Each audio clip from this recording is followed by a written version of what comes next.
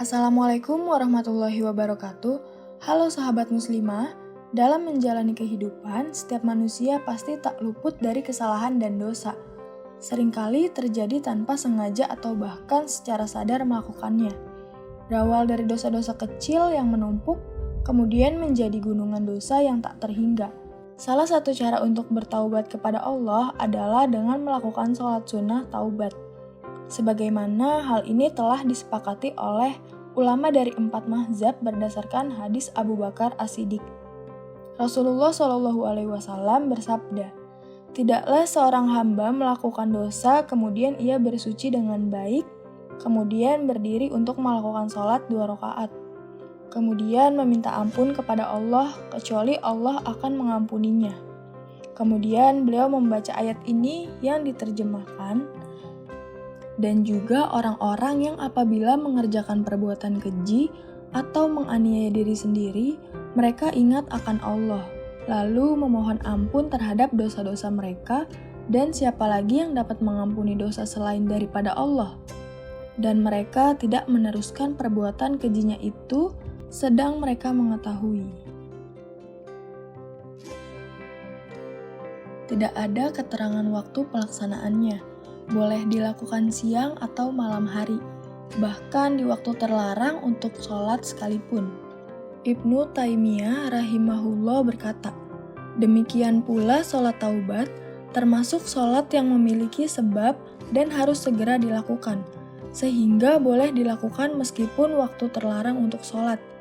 Jika seseorang berbuat dosa, maka taubatnya itu wajib, yaitu wajib segera dilakukan, dan disunahkan baginya untuk melaksanakan sholat taubat sebanyak 2 rakaat.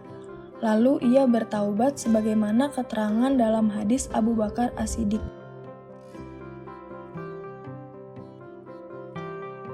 Di dalam riwayat Tabrani dengan sanad hasan dari Abu Ad-Darda, Rasulullah SAW bersabda, barang siapa yang berwudu lalu membaguskan wudunya lalu melaksanakan sholat 2 rakaat atau 4 rakaat, baik di sholat wajib atau yang bukan wajib, dengan membaguskan ruku, sujudnya lalu memohon ampun kepada Allah, maka Allah akan mengampuninya.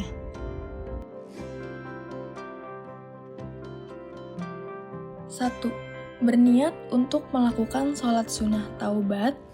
أصلي سنة التوبة ركعتين لله تعالى. Kedua, takbiratul ihram dengan mengangkat kedua tangan membaca lafaz Allahu Akbar. Ketiga, pada rakaat pertama setelah membaca doa iftitah, dilanjutkan dengan membaca surat Al-Fatihah, kemudian disunahkan membaca surat yang dirasa mudah untuk dibaca. 4. Kemudian dilanjutkan dengan ruku, i'tidal sujud, duduk di antara 2 sujud, dan sujud kedua, seperti biasa. Kemudian berdiri untuk melaksanakan rakaat kedua. 5. Saat rakaat kedua membaca surat Al-Fatihah, kemudian disunahkan membaca surat yang dirasa mudah untuk dibaca. 6. Kemudian dilanjutkan dengan ruku, i'tidal, sujud, duduk di antara 2 sujud, dan sujud kedua. Tahiyat akhir ditutup dengan salam.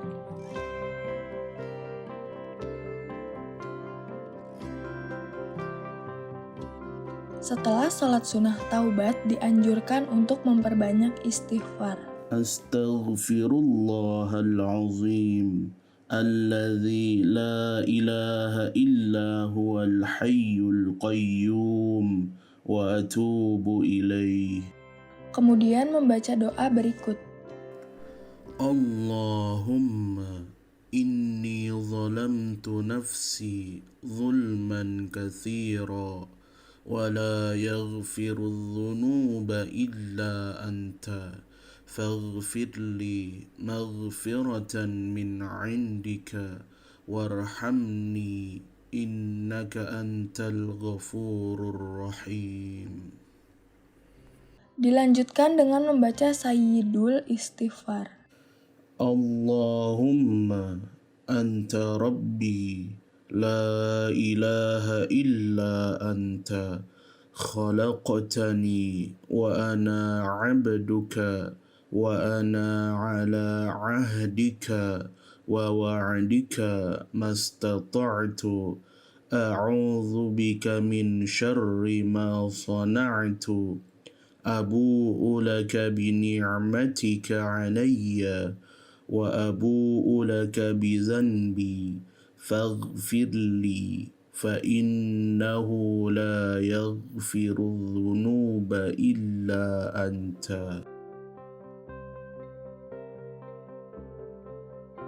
Taubat dilakukan dengan ikhlas, bukan karena makhluk atau untuk tujuan duniawi.